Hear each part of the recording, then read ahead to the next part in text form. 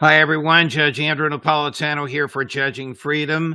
Today is Tuesday, October 29th, 2024. Colonel Douglas Macgregor will be here with us in a moment to talk about Israel and whether the Israeli leadership is having second thoughts about attacking Iran and moving up into Lebanon. Colonel Macgregor, welcome here. Welcome here, my friend. Thank you very much for your time. I'd like to explore your thoughts in some detail on Israel, but before we do to Ukraine, there is some breaking news. However, Russian troops, according to President Putin himself at the BRICS summit in Kazan, have totally surrounded. You may have told us this a while ago, but now President Putin's acknowledging it. The troops that were engaged in the incursion, apparently some were Americans, in Kursk, and Russian, the main part of the Russian military, we understand, continues to move westward. What does this tell you? How much longer, no matter what the outcome of the election in America is next week, how much longer can Ukraine survive? Well, that question is asked almost every week to everyone. And we always say essentially the same thing. As long as we continue to pump money into the governmental facade with Zelensky and his cabinet, as well as the senior leadership of the military, I guess they'll continue to pretend that they're actually fighting and have a chance to win the war. I mean, obviously that the war is finished. They're not going to win, not now, not ever. Russia has essentially crushed the resistance. But as long as they can find someone to go out there with a weapon and they can pay them, people will go. It's tragic. So, Colonel, just about an hour ago, the Russian military spokesperson announced that an ex-Marine operating under an ex-American Marine, ex-American Special Forces operating under a Ukrainian flag was killed by Russian forces. They've identified this young man as Corey John Nawrocki, Nawrocki. There are pictures of the American military equipment found with him. There's his body, or a portion of the body, just the arm and the armpit, showing tattoos. Do those tattoos indicate to you that it's more likely than not that this person is an American ex-military? Well, he's got a tattoo that says he was in the 75th Ranger Regiment. I don't know what the Marine connection is. It's not impossible that he could have served in the Marines and also the Army at some point. And I think this is probably genuine. It's tragic. He has what sounds like a Polish or potentially Ukrainian name, but I think probably Polish. And perhaps he was among many of the Special Operations Forces volunteers, people that had formerly served who were no longer on active duty, that were recruited to go over and fight for Ukraine. And I imagine that's how he ended up where he is. Is there some prohibition on veterans fighting under the flag of a foreign country, even one supported by the United States? Well, we had laws on the books about those things, but we have on the whole tended to turn a blind eye. We had the so-called Abraham Lincoln Brigade, which consisted of communists, American communists, who went to Spain during the Civil War to fight for the communist side, which was called itself Republicans, but they were actually a mix of communists, socialists, anarchists. Most of those men came back, and I don't know that their citizenship was revoked, although given the laws that were on the books at the time, they could have had their citizenship revoked. I guess we decided not to do it. And of course, we have many Americans who serve in the Israeli Defense Force. And once again, if you serve under a foreign flag or you vote in a foreign election, you can have your citizenship withdrawn. I wish we would enforce those laws, because I don't think American citizens should engage in this sort of behavior. We had an American, Matt Van Dyke, who came on the show on a regular basis, was very proud of the fact that he was wearing a Ukrainian uniform and fighting under a Ukrainian flag, and then he disappeared. I understand he's still alive, but he's no longer doing podcasts. Colonel, what do we know about the North Korean troops in Russia? Is it the case that North Koreans have for a long time trained in the far eastern part of Russia, where Russia and North Korea have a common border? Is it nothing more than that? Or have North Korean troops, as far as your sources are able to tell you, actually been transported to the area of the conflagration between Russia and Ukraine? As far as I know, the answer to the second question is no. Clearly, the North Koreans have a long history with Russia. The North Korean forces that attacked us in 1950 were essentially trained, equipped, and put into action by Russian officers, Soviet officers at the time. This was Stalin's plan to rapidly overrun the peninsula. It almost worked, obviously. But other than that, the Koreans have not directly participated in events in Eastern Europe. Now, there were Koreans and Mongolians and Tartars in the Waffen-SS of the German Wehrmacht. There were also many inside the Soviet army. But the Koreans I'm talking about were people that already lived in Russia. The Koreans that we're discussing today from North Korea have been in Russia to be trained. That's all. There is no evidence. I can't find any evidence. I've talked to everybody I know. We see no evidence for any sort of Korean military force anywhere near Ukraine. And we don't understand what this is other than a false flag. It strikes me as this is an effort to try and somehow or another resuscitate resistance to the Russians in eastern Ukraine on the basis of this lie that the North Korean forces are going to help invade Eastern Europe. It's all nonsense. You know, there's a Reuters report out this morning saying that there are leaks out of the Defense Department that if North Korean troops show up and fire at Ukrainian troops, then the president will authorize Ukraine to use American offensive weaponry as deep as they want to inside of Russia. Does this make sense to you? No, because it's a lie. And the Pentagon knows that we're not going to see any North Korean troops in Ukraine. The Russians don't need them there. If you look at the language barrier and all sorts of things, there's no reason for it. It doesn't make any sense at all. But it certainly serves the purpose of trying to reinforce the big lie that what happens in eastern Ukraine threatens everyone in NATO. It does not. It certainly doesn't threaten us. But I think the lie might be pandered or promoted in order to justify letting the Ukrainians fire long-range strike weapons into Russia. I hope not, because I think it's been made very clear by President Putin that if we do that, he will consider us and everyone associated with Ukraine as a co-belligerent. So I hope we are not going to do that. Seriously hope we're not. Here's President Putin, Colonel, on Friday responding to a question from an American reporter. This is at the very end of the BRICS conference in Kazan, and he says exactly what you just referenced. Chris, cut number 1. Satellite images are said to show North Korean troops here in Russia. What are they doing here? And wouldn't that be a massive escalation in the Ukraine war? Now, as for our relationship with the North Korea, we ratified our treaty on strategic partnership, which contains Article 4, and we have never doubted the fact that North Korean leadership is very serious about their commitments to us and engagement with that. But as for how we do and what we do, it's up to us to decide under Article 4 of this treaty. First, we need to hold the relevant talks about implementing Article 4 of the Treaty on Strategic Partnership with North Korea. We're in contact with our friends from North Korea. We'll see how this process develops. That said, the Russian armed troops are moving forward very steadily. No one can contradict that. It's moving forth at all the parts of the line of contact. Seem to make sense to you?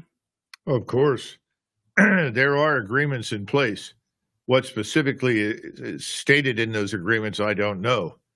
But keep something in mind. North Korea is very dependent upon Russia for all sorts of reasons. It's otherwise largely friendless. The Chinese absolutely detest North Korea. Xi in Beijing would love to get rid of it, which is why he was willing to push Donald Trump's plan to denuclearize the Korean Peninsula when he did. And that's why he told Kim from North Korea to go to Hanoi and sign the agreement. Tragically, we missed the opportunity. We could have had a denuclearized and ultimately neutral Korean Peninsula, which would have been a good thing for everybody involved and removed the danger of serious war. Right. Well, here we sit. Nothing's changed. Now we're trying to make the argument that the North Koreans are being asked to come in and do something. They're not. The Russians don't need their help. But I am quite sure that the North Koreans would love to join the war. They would love to send their forces there. There's no question about it. And we're very happy that kind of enthusiasm exists, because we would like to involve the Republic of Korea in any way we can in NATO, which, of course, from the vantage point of most people in South Korea, is ridiculous. But we are always in the business of trying to globalize our alliances. Russia is not. And there will be no Koreans on the battlefield in Ukraine. I can say that with considerable confidence. Well, I appreciate that, Colonel.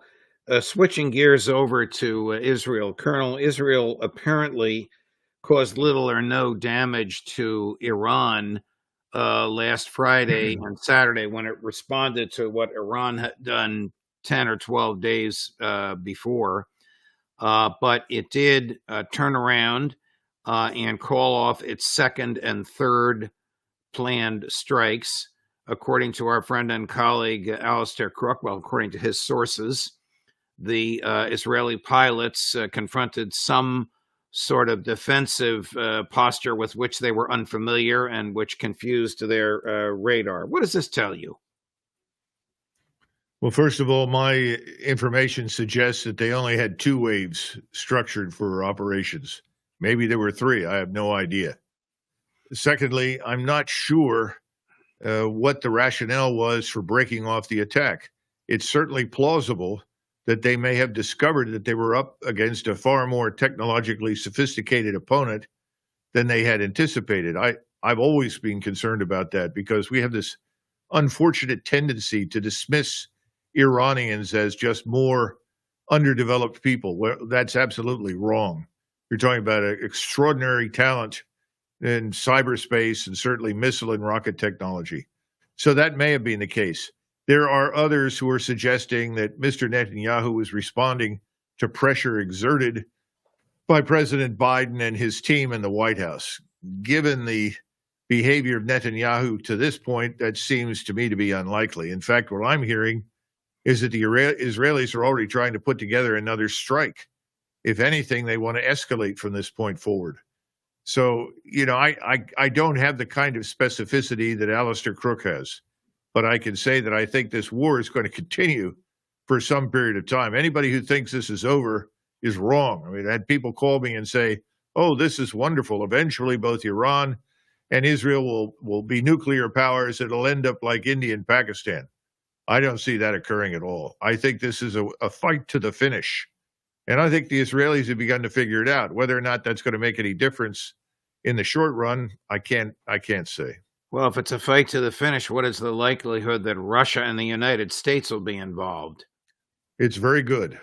I think the likelihood is high. And that's one of the reasons why, you know me, I've been arguing against this for years. Right. We don't want to be involved in a war with a continental power. We cannot win wars against continental powers. A great continental power like Russia, it's impossible. Or for that matter, Iran. All you have to do is look at the size and the distance. The task is overwhelming. We are primarily an air and naval power, and we have very, very small ground forces, most of which are not equipped for high-end conventional warfare on the Eurasian continent. So the idea is crazy. We shouldn't even consider it. But right now, we're sitting still and taking orders from Mr. Netanyahu, and he seems to want to continue.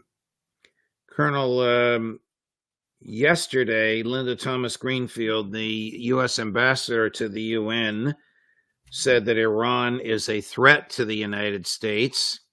on Sunday. I realized this was a political gathering in Madison Square Garden. Former Mayor Rudy Giuliani, in a very hyperbolic statement, said the Iranians want to kill us. Colonel, does Iran pose the slightest threat whatsoever to American national security? No. In fact, you have a large Hezbollah chapter down in Mexico. And there is no doubt that there are many Hezbollah operatives here inside the United States. We've had open borders for how long? Who knows? We just haven't guarded our borders. We haven't managed immigration. We haven't controlled anything. Frankly, we haven't enforced our own laws. So the real question is, if all of that is true, why have they not yet attacked? Why have they not yet done enormous damage to us? And I think that's because the Iranians have absolutely no interest under any circumstances in going to war with the United States. On the contrary, this president of Iran is sort of dismissed out of hand as this sort of spineless, moderate leader in Iran who really has no power and can do nothing. Well, that's wrong.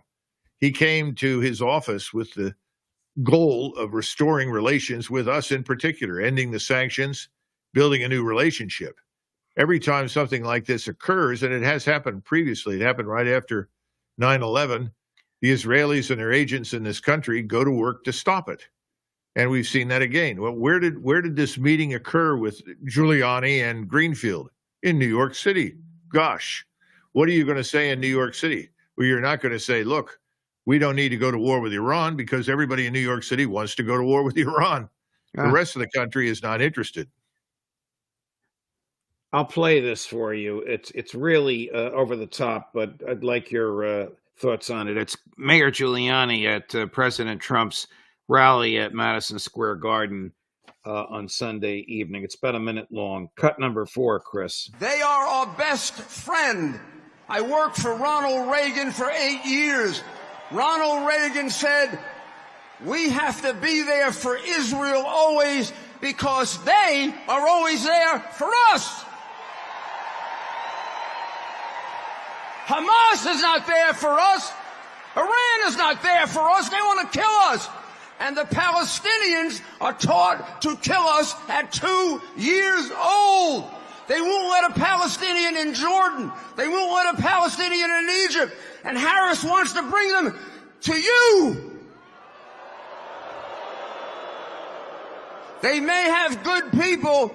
I'm sorry, I don't take a risk with people that are taught to kill Americans at 2. I'm on the side of Israel.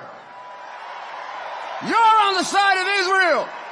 Donald Trump's on the side of Israel. And they're on the side of the terrorists.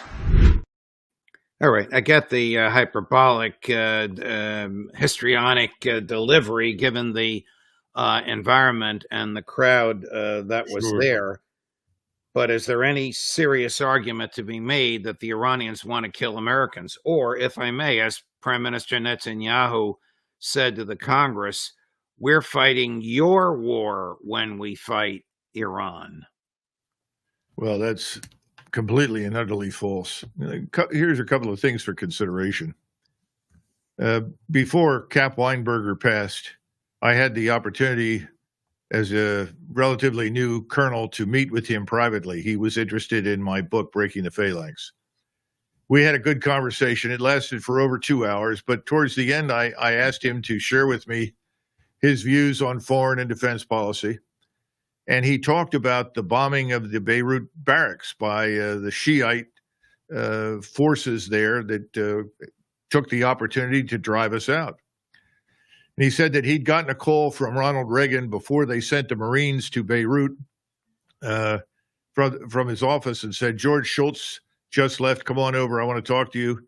So he came in and found out that President Reagan had authorized the commitment of our Marines to Lebanon. And Cap Weinberger was furious. He said, why? He said, we're not going to win any friends over there. What are we doing there? Well, we're helping Israel. We're trying to divorce the Palestinian PLO from fighting with the Israelis and so forth. He said, look, we got to get out of there. Those Marines are going to be in a lot of trouble. And he said, well, look, I'm sorry, Cap. I guess I should have talked to you beforehand. but I made the decision they're going to go. So in 1983, several months later, he gets a call. Please come over to the Oval Office right away. So he races over there. He walks in the door, and of course, the news had come out that the Marines in this hospital were completely unguarded, unsecured, and a truck bomb drove in and killed 300 plus Marines.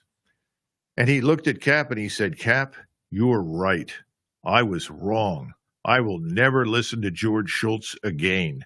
Now we need to get our men out of there now. And of course, you remember what he said. He came out publicly and he said, well, we're going to find out who is responsible. We're going to chase them to the ends of the earth and so forth and so on. But what did we do? We got out. Right. Did the right thing getting out. Reagan understood we should never have gone in. Are the 200 acknowledged American troops on the ground in Israel, theoretically 100 of them guarding one THAAD facility and 100 more or less guarding the other THAAD facility tripwires? Well, I would say that from the standpoint of Prime Minister Netanyahu, that certainly seems to be the case.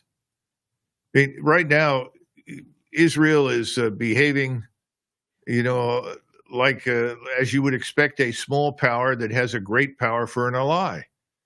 The small power wants the great power to adopt its enemies, adopt its interests, to commit itself to the small ally. Well, that doesn't make a great deal of sense.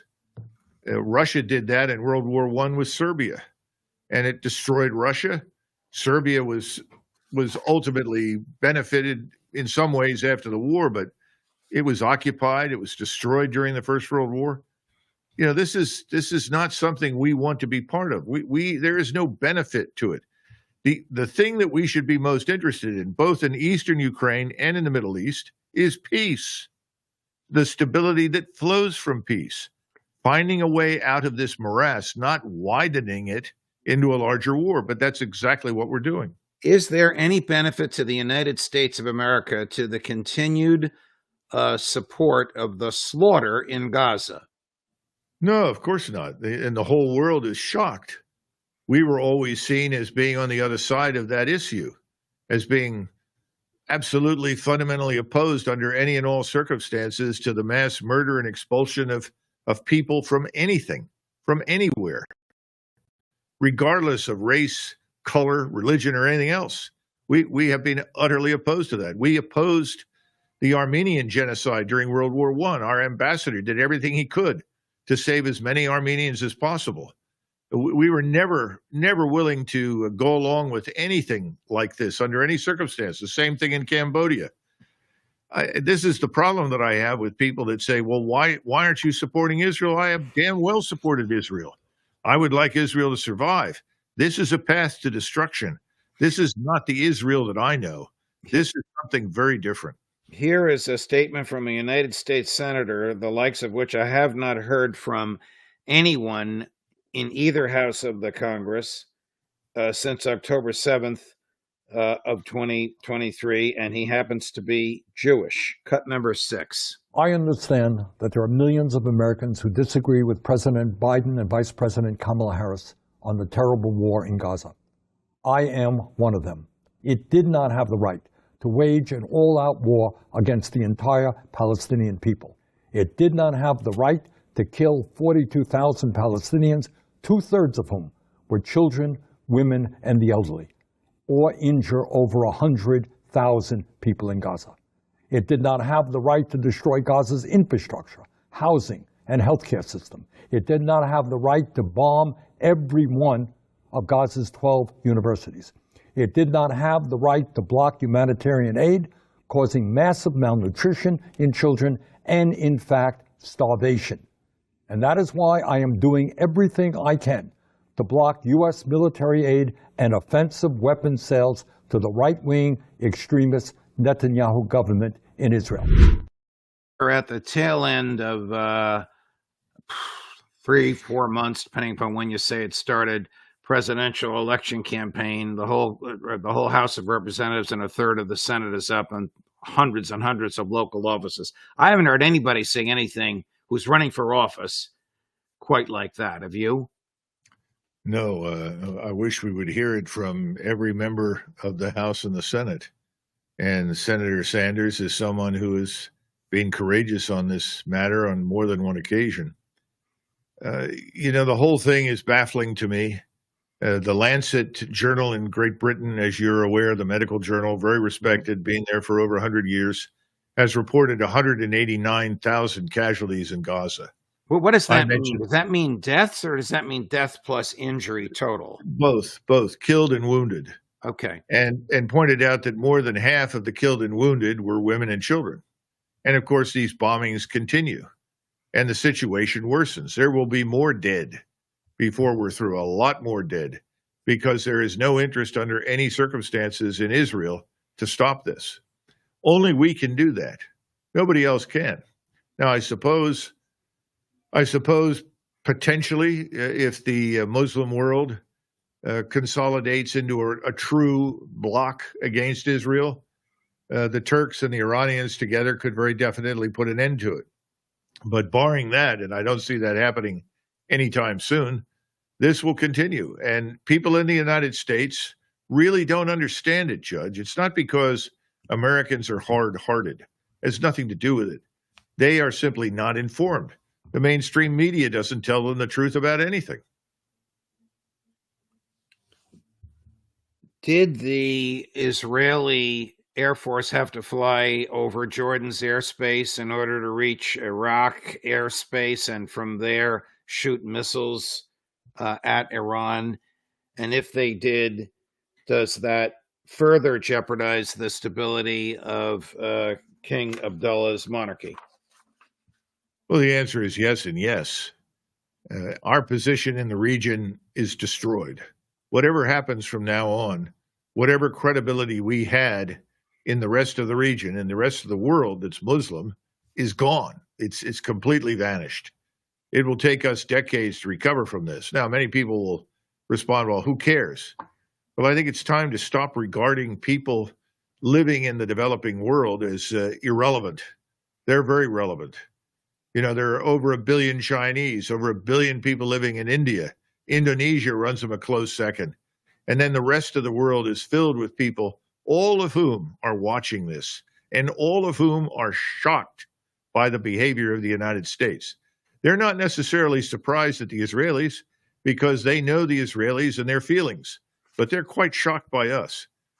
So I think at this point, our position there is ruined. Now, as far as the refueling assets that circled overhead above Iraq and Jordan, I think there were some RAF, British refueling assets that helped the Israelis. That's going to have to continue. Now, they're not going to fly over Turkey because they risk being shot down. And I think the Turks have made it pretty clear to their Azeri friends, who are also Turkish, that they will not look kindly upon any attempt by the Azeri Turks to help the Israelis. Remember that Azerbaijan, which is where the Israeli Turks live, was in fact assisted in its war with Armenia by the Israelis. So you can't just fly anywhere you want right now. But Jordan and Iraq are largely incapable of interfering with the airstrikes. We ultimately control the airspace. So that's going to continue. Further to your comments on the Lancet and Gaza, 2 days ago, or maybe it was yesterday, New York time, the Israeli Knesset voted by a substantial margin to prohibit the United Nations relief agencies from setting foot in Israel. Does this surprise you? Does this make things, it must make things worse? They won't allow a relief agency bringing food, water, and medicine into the area, the infrastructure of which they have demolished. The Israelis and obviously the Israeli lobby here in the United States and their agents all view the United Nations as inherently anti-Semitic. In other words, it doesn't make any difference what comes up for discussion, whatever laws they consider, resolutions they consider, everything is fundamentally anti-Israeli. And within New York City itself, there's enormous animosity and antipathy towards the United Nations. We have often derided the United Nations. And look, sometimes the United Nations deserves it. On this particular occasion, though, it's pretty obvious what the Israelis are interested in doing, which is killing as many people as possible inside Gaza. And they still have lots of people there who are going to die as a result. They don't have decent water. They don't have any medical care. They don't have anything to eat. This is not going to improve anytime soon. They know it, and they're waiting the world out. Their assumption is eventually the world will just forget. Remember Hitler's comments? Many years ago, he said, well, who remembers the Armenians? How many of them died? I think that's the same attitude right now. Wow. Colonel, thank you very much. We really covered the gamut, but I am deeply appreciative of your time. You and I are doing a program together on Election Day, which is a week from today. I can't wait until the election season is over, but I am looking forward to that program on another venue, but looking forward to it, and we'll help promote it here. So all of your fans here will know when and where they can see you and me together. Sure, and I hope that you'll be able to come on a couple of times just to give us your view as this election develops over the night. You're someone who is really regarded as objective and fair, and that's important when we look at these elections coming up. I appreciate that. I will send you my column, which is coming out tomorrow. You may not like it, but I will send it to you. It's called Tweedledee and Tweedledum. I can't imagine what you're referring to. Thank you, Colonel. All the best, my dear friend. See you next Bye-bye. week.